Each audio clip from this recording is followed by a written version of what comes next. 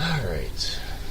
I decided to give it another go at one of these questions for these videos. This one.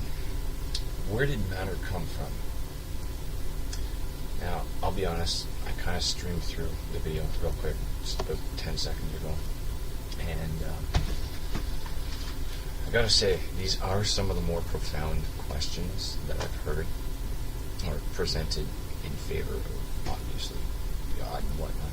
So, since this person's obviously gone out and done some research and whatnot to find some of the more unanswerable ones, I think I'll address these best I can anyway. So, here we go. Question number 1. Where did matter come from?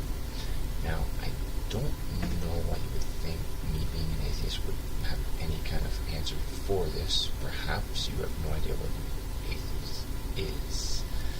I suggest you find out what it means. If you actually are genuinely interested as to where matter comes from, your best bet's probably to talk to a very well-established physicist or cosmologist. To my knowledge, the best information that is known is pertaining to the singularity, but I don't understand why you would think that I would have some kind of insight into this question. That's pretty, wow.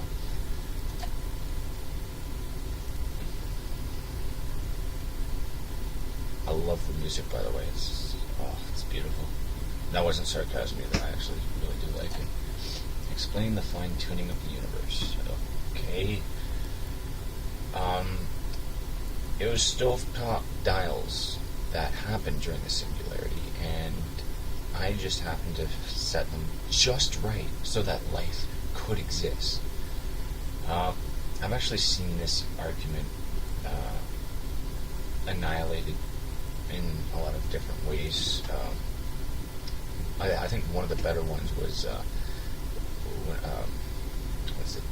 Ryu Omi's grouped response to a particular individual. He basically, they were saying, without going into massive details, you're thinking of the fine-tuning being that huge ruler that spans the entire universe, and if it was off by one to a side, then life wouldn't exist. And the thing is, those numbers aren't represented on the ruler. Now, I myself don't really have a good explanation for this because I don't understand all the fine-tuning and all the dials and exactly what physics had to line up in order to accommodate life evolving. So, once again, I'm completely unqualified to answer this question.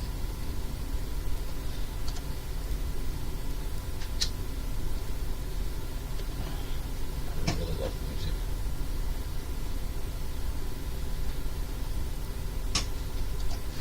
What encoded the information for human DNA? What encoded it? There was a guy at Microsoft, okay, and it was actually source code that strayed way off topic. Nobody really knew what it was, and then they actually discovered that was DNA. I don't know what encoded human DNA. DNA itself, it's replicating. Once again, I'm not fully qualified to answer this. Okay, I'm only an atheist. All right, it just means I don't believe in God. So.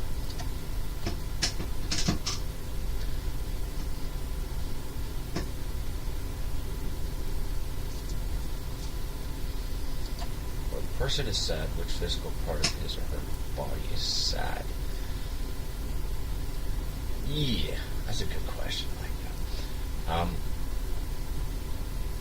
Being sad really is a product of human imagination. I mean, without speech and intelligence, or as the term goes, conscience of one being sad doesn't exist.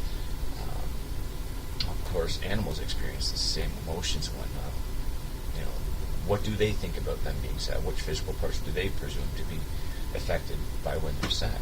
I would say when you're sad, it's mostly your mentality. It's your brain acting in a specific way. physical attributes would obviously be tearing and your face gets all red. You know, there's obvious physical signs, but physical part of your body's head. That's an interesting question, actually. But once again, I would have to attribute that to the whole philosophical aspect. Being sad really is a product of human imagination alone. So I would say it's your brain, it's your imagination, it's your own mentality.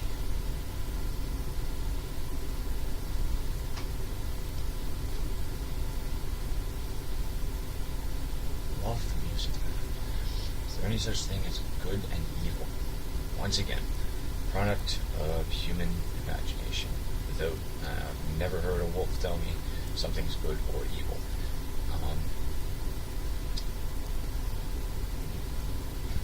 This is philosophical, so I actually really like this one. I would say there's definitely good and evil in everybody. And you know what? There's a famous quote, I know I'm going to screw this up, by Bertrand Russell. And it's not exact because I don't actually have it up in front of me, but the quote goes something like this.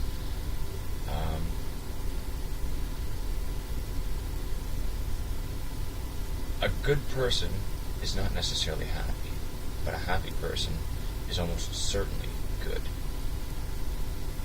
So, evil, he also says something along the lines of evil. Somebody who's not happy will likely be evil. I don't know. A couple Bertrand Russell quotes for you. That's really the best I got for you.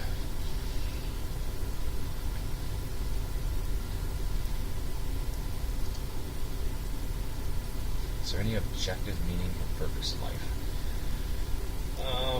Interesting. Actually, me and another guy on YouTube there kind of had a discussion like that about.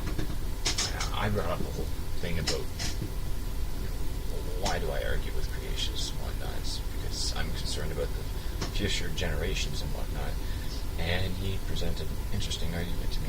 Great, fucking brilliant guy.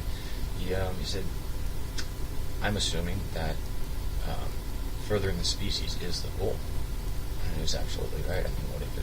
What if that's not the case? Breaking it down as best I can mentally, I would say furthering our species, sort of like a virus, really. It's just, we do whatever we do so that we can have kids, reproduce, and whatnot. And of course, I've heard the argument, well, what if you're sterile? Is the meaning of your life? Well, obviously, life is awesome regardless. You can imagine being sterile. That would kind of suck, because I do want to have kids eventually. I find the perfect life mate. Good luck to me. But that is a deep and profound question. There's one thing I can guarantee you, though, is that the purpose of my life is not to get into heaven.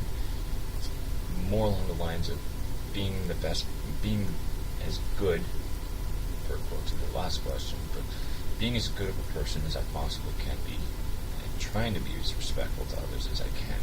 Although my tolerance and my patience does get tested sometimes when I ask stupid questions over and over. And it's just like, I kind of want to write the answers on signs just so I don't have to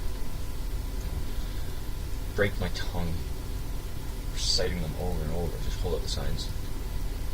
There you go, like flashcards. Moving on.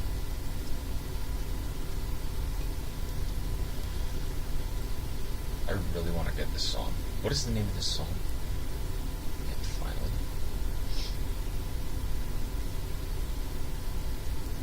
Message me your arguments for the atheism worldview, or leave a comment below. I'll tell you what, I'll just make it real simple for you. Lack of a belief in a deity. That's it. It's not like, if you're an atheist, you have to believe in evolution, or humans came from monkeys, or abiogenesis, or the cosmos. You don't have to believe in any of that. It's just a lack of belief in a deity. That's it. That's all there is to it. I don't have to believe in the cat. Oh, they're probably getting into shit right now. I do, because it's pretty obvious. Not that she's getting into shit, but that she's over there, right? But neither, if I believed either or, it would have nothing to do with that's it. If you need to know anything about atheists, just lack of belief. That's it. It's literally that simple. And please send me the name of that song. That is beautiful, beautiful.